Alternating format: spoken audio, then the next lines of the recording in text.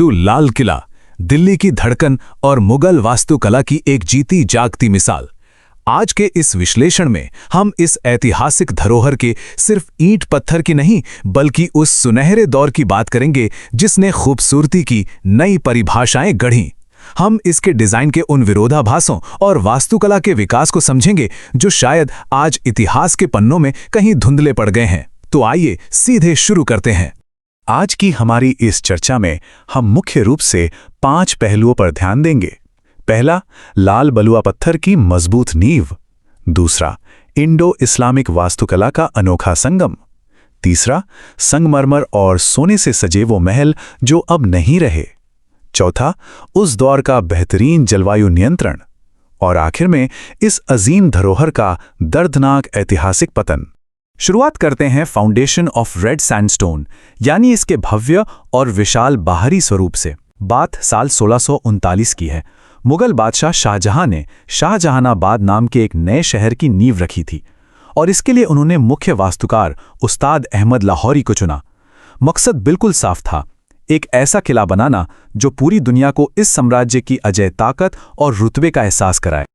और यहीं से किले की सबसे बड़ी खासियत उसका दोहरापन नजर आता है। एक तरफ सैन्य रक्षा के लिए बनाई गई लाल बलुआ पत्थर की वो विशाल सख्त दीवारें हैं जो किसी को भी अंदर आने से रोकने की एक कड़ी चेतावनी देती हैं। लेकिन उन्हीं दीवारों के ठीक पीछे वहां एक बिल्कुल अलग दुनिया थी।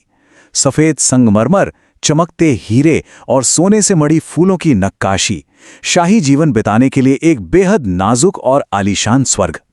यानी बाहर से बिल्कुल अभेद्य और अंदर से बेइंतहा खूबसूरत। इस निर्माण की विशालता का अंदाजा लगाना हो तो सोचिए कि लाल बलुआ पत्थर की ये ऊंची दीवारें लगभग 2.41 किलोमीटर की परिधि में फैली हुई हैं, यानी करीब 2.5 किलोमीटर का चक्कर। और ये दीवारें कोई छोटा मोटा एरिया नहीं बल्कि 250 एकड़ के पूरे विशाल परिसर को घेरती हैं। इसका मुख्य लाहौरी गेट सीधे लाहौर शहर की तरफ खुलता है और इसकी बाउंड्री को इस तरह डिजाइन किया गया था कि बाहरी दुनिया का शोर शराबा किले की उस भव्य शांति को छू भी ना सके। अब आते हैं इंडो इस्लामिक आर्किटेक्चर पर, जो दरअसल अलग अलग दर्शनों का एक बेहद खूबसूरत संगम है। कमाल की बात यह है कि इस किले का डिजाइन किसी एक खास परंपरा तक सीमित नहीं रहा। इसे बनाने वालों ने अलग अलग सांस्कृतिक शैलियों को इतनी खूबी से मिलाया कि इंडो इस्लामिक वास्तुकला को एक नया ही रूप मिल गया। ये उस वक्त के भारत की मिलीजुली संस्कृति का एक जीता जागता पत्थर का कैनवस था।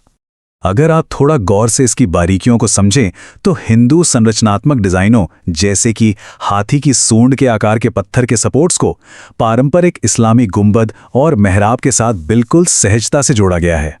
इसके अलावा दीवारों पर बनी 5 खिड़कियां 5 वक्त की नमाज का प्रतीक हैं और मजबूती के लिए 5 धातु के छल्ले और हाथी के रूपांकनों का एक साथ इस्तेमाल। सच में ये 2 महान दर्शनों का एक अद्भुत मिलन था। खैर, उन विशाल और सख्त बलुआ पत्थर की दीवारों को पार करके अब हम चलते हैं palaces of marble and gold की तरफ। वो खोई हुई भव्यता। अंदर जाते ही पूरा दृश्य नाटकीय रूप से बदल जाता है। यहां उन आलीशान महलों का जिक्र आता है जो सिर्फ संगमरमर और सोने से बने थे। ये वो जगह थी जहां सम्राट रहते थे, जहां शाही दरबार लगते थे। इन महलों की एक एक ईंट उस दौर की असीम दौलत की गवाही देती है। सच कहूं तो किले का यह अंदरूनी हिस्सा लिटरली चमकने के लिए बनाया गया था। दीवारों पर फूलों की इतनी बारीक नक्काशी थी जिन पर शुद्ध सोने का पानी चढ़ा था ताकि मोमबत्ती की रोशनी में वो पूरी तरह से जगमगा उठें।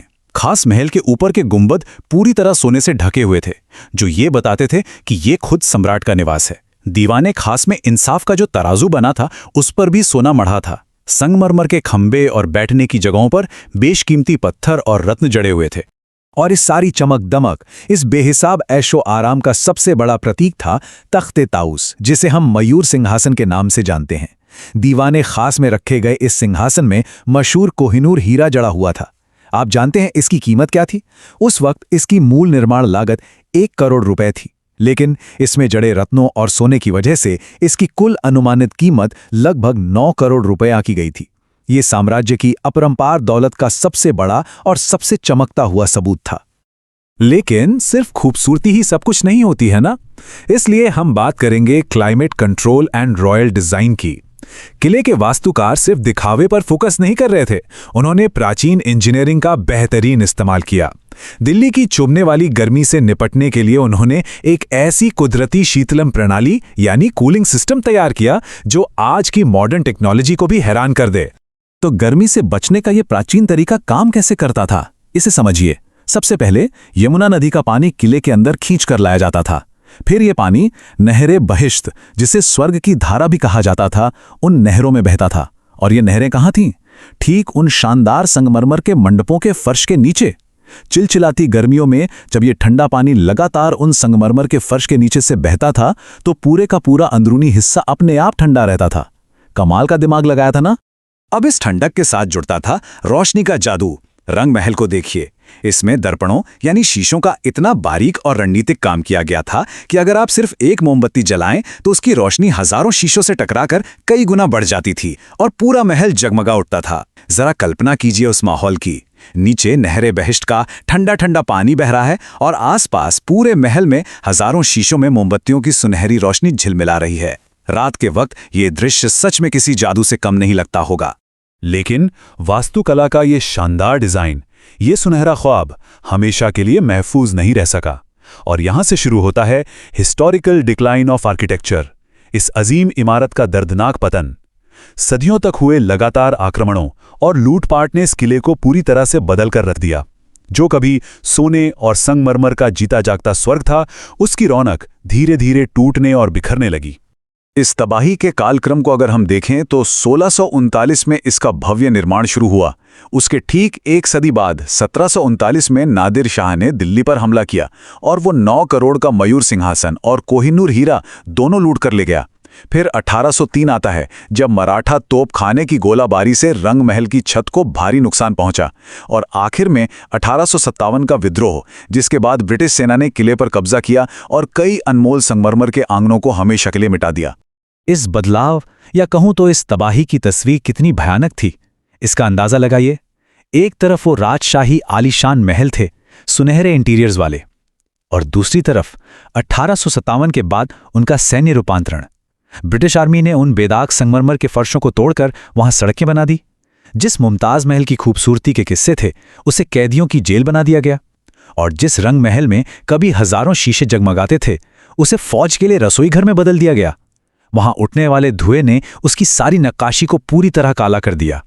आखिरी मुगल सम्राट बहादुर शाह जफर की एक बेहद मार्मिक कविता की पंक्तियां इस पतन की सारी दास्तान कह देती हैं। उन्होंने लिखा था, कितना है बदनसीब जफर, दफन के लिए 2 गज जमीन भी न मिली कुएं यार में।